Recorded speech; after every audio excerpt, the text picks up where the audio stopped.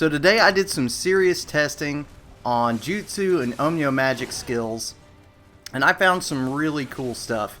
I tested over a period of 5 hours, and I had to get a good baseline, so I know that these numbers are correct, but there is something that you guys need to know about using these skills. Search. Feeling something like Rick Moranis, blew up the kid, now he doing damage. You ought to know, like my name's Alanis. Say don't me, take a seat, young Christopher Hansen. I don't sweat all day just to...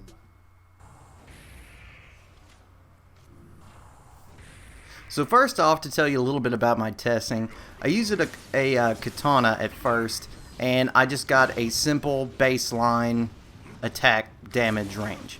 And I got the same numbers as long as I was hitting in the same place every single time, so that was my constant that I used, and then I applied the effects of different buffs on afterwards and then tested those separately.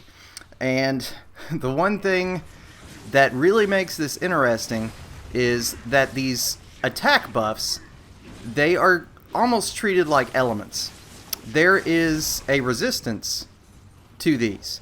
Because in every single test that I did, because I did boss battles, I did standard enemies, humanoid bosses, yokai bosses, all sorts of different testing. As I said, it took me about 5 hours to do this.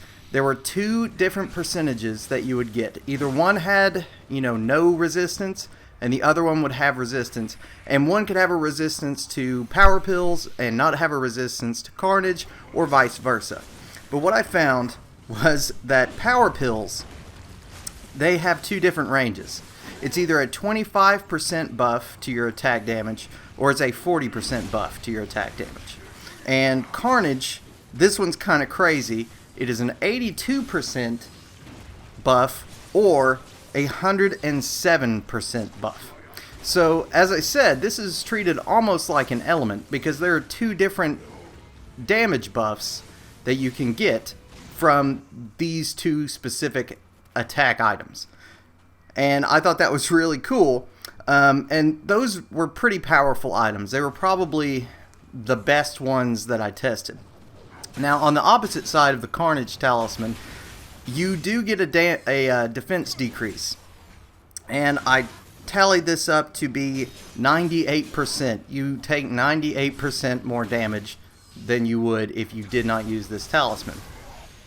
So, as long as you're running around not getting hit, the Carnage Talisman is amazing.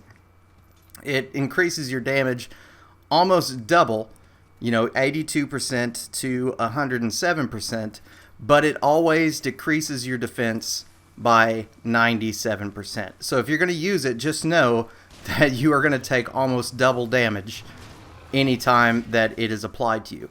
And another crazy thing about it is you cannot use power pills or Carnage Talismans together.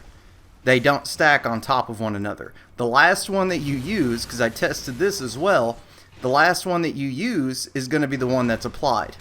So if you're using a Carnage Talisman and then you pop a power pill, you're only going to be getting that 25 to 40% damage increase. And the next thing that I tested was the Weakness Talisman. And this one is incredibly weak. Weakness Talisman is a very good name for it. Across the board, it was 9% more damage to your enemy. So it really wasn't, it's not really worth using. I thought this was, better than what it was, but after my testing, I found that it was about 9% more damage to your enemies. So the power pill destroys this thing completely. Because even 25% is almost, 3 times as much as the Weakness Talisman.